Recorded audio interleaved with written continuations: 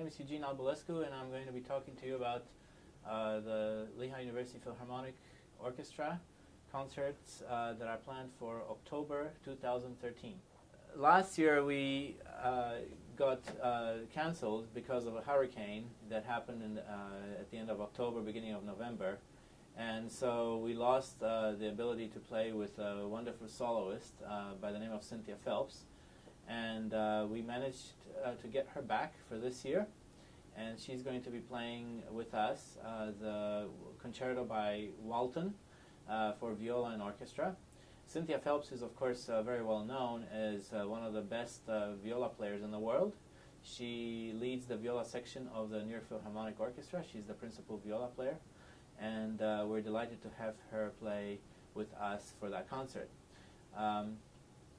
The concerto by Walton is one of the most well-known works for viola and orchestra, and it's a beautiful English work.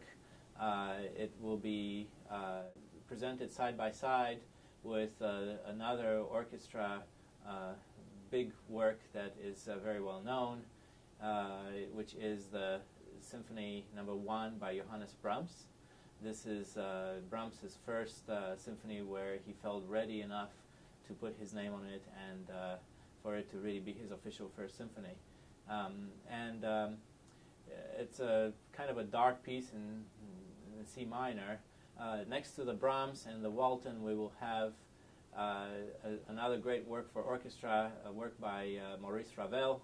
Of course, this is a very well-known bolero. It will be very well known to many people. Ravel famously said of his bolero that it is the least music that he really wrote in 15 minutes of orchestration and very little music. It's kind of an unfair characterization, and he was kind of probably half jokingly about it.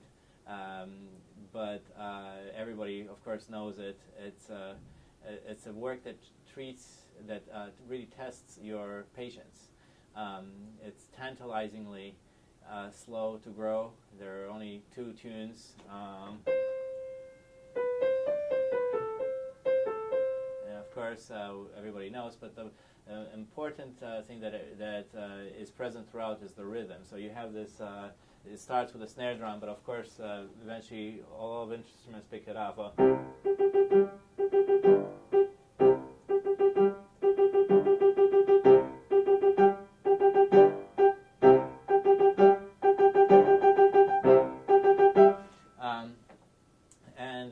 Against the backdrop of this never-stopping rhythm, which really tests the endurance of a snare drum player,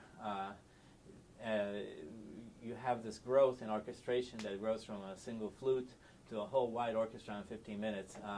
And as I said, it also tests your patience because it's tantalizingly a slow crescendo, a slow growth over 15 minutes. It's one of the best pieces for orchestra, and it's worth coming to the concert just to hear that, were it not for the fact that we have a world-class soloist and a great symphony by Johannes Brahms in the same concert.